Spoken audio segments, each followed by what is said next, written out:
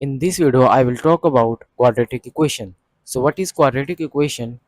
तो quadratic equation क्या है, तो इसके बारे में जानना बहुत ज़्यादा ज़रूरी है। तो सबसे पहले तो देखते हैं कि what do you mean by a quadratic equation.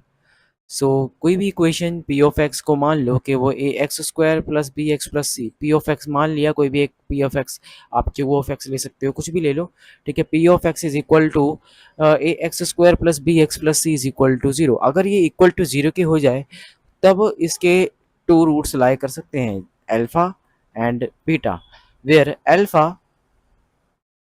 को अगर आप इसके अंदर डालते हो तो ये जो x है, x क्या है, where x belongs to a variable, यानी कि जो x है हमारा एक वेरिएबल, वेरिएबल बोल सकते हो क्या, वेरिएबल है ही। x जो है वो हमारा एक वेरिएबल क्वांटिटी है। और ये वेरिएबल क्वांटिटी मतलब क्या होती है, वेरिएबल जिसके अंदर जिसकी वैल्यू फिक्स ना हो, आप उसके अंदर कुछ भी डाल सकते हो।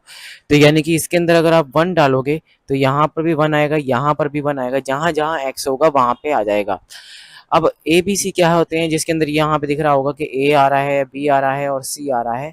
तो ये ए बी सी क्या है, ए बी सी है जो है वो बिलोंग करता है हमारे कांस्टेंट नंबर्स को, यानी कि कांस्टेंट मतलब जिनकी फिक्स वैल्यू है। और इसके अंदर जो ए जो है हमारा कभी भी जीरो के इक्वल नहीं होना चाहिए, लीडिंग कोफिशिएंट कभी भी जीरो के इक्वल नहीं होना चाहिए।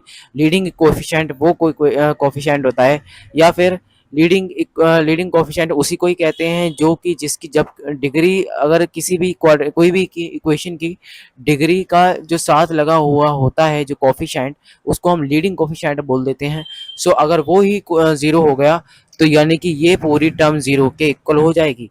और अगर ये पूरी टर्म जीरो के इक्वल हो गई तो ये बी एक्स प्लस सी का हम क्या करेंगे, बी एक्स प्लस सी, तो ये हमारा फिर एक लीनियर इक्वेशन हो जाएगा जो कि हमें नहीं चाहिए। हम बात कर रहे हैं क्वाड्रेटिक इक्वेशन के ऊपर, इसलिए ए को हम जीरो के इक्वल नहीं कर सकते। और वैसे ही ए बी सी जो है वो हमारे कांस्टेंट नंबर को बिलोंग करते हैं और अल्फा बीटा इनके टू रूट्स हैं, ठीक है।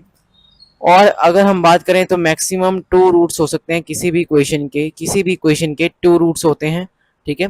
और degree of a quadratic equation हमारी टू हो जाती है, यानी कि हम मैक्सिमम टू रूट्स का मतलब है कि यहाँ पर आप दो रूट्स ले सकते हो, या फिर दो से ज़्यादा भी चले गए तो भी कोई चक्कर नहीं है। दो, पर ज़्यादातर यही कहा जाता है कि मैक्सिमम जिसकी जितनी पावर होती है ना, जिसकी जितनी डिग्री होती है, उस डिग्री को लेकर ही हमारे रूट्स भी डिफाइन किए जाते हैं। और आप रूट्स जो हैं वो टू से कम भी हो सकते हैं, पर मैक्सिमम टू ही रहते हैं। वी कैन आल्सो, हाँ, हम ये जो क्वाड्रेटिक इक्वेशन है इसको हम फैक्टराइज कर सकते हैं चार तरीकों से, according to class 10th text book के बारे में बता रहा हूँ। वैसे तो कई तरीके हैं जिनसे आप फैक्टराइज कर सकते हो एक इक्वेशन को। सो अब अगर मान लो कि a x square plus b x plus c यहाँ पर एक इक्वेशन है, अल्फा बीटा अगर आपको दे रखा है, और अगर आपको मान लो कि आपको रूट्स फाइंड करने हैं तो वो उसी के लिए आपको फैक्टराइज भी करना पड़ता है। और कई बार तो हमारा वेटा फॉर्मूला भी यूज़ में आ जाता है, यानी कि अगर आप वेटा फॉर्मूला का यूज़ करते हो तो वो भी कई बार यूज़ में आ जाता है।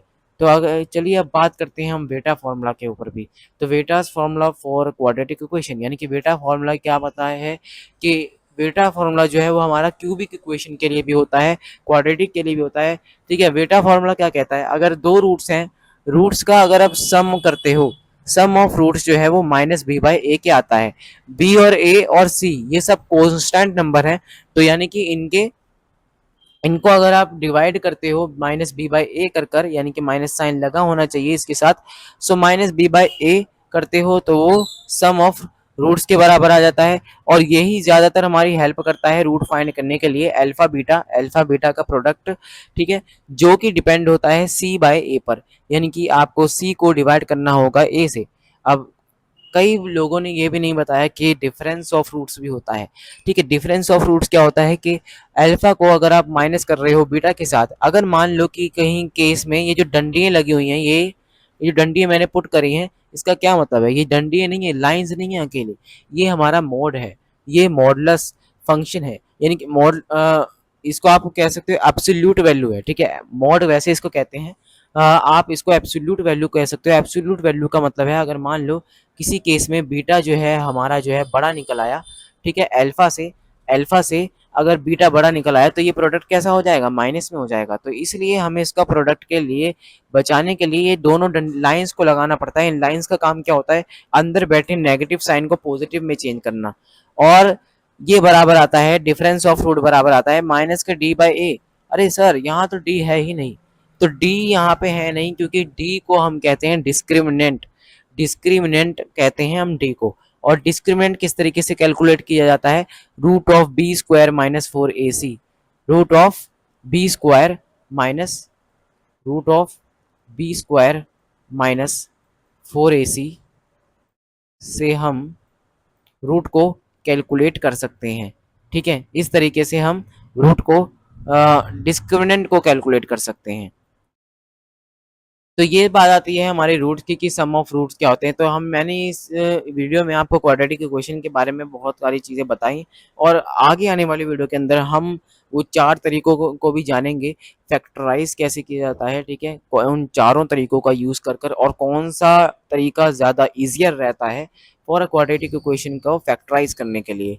और रूट्स को हम ज़ीरोस भी कहते हैं। ठीक है, रूट्स को हम ज़ीरो भी कहते हैं, ये भी मैं बता देता हूँ। तो आज की वीडियो के अंदर बस इतना ही, मिलते हैं अगली वीडियो के अंदर।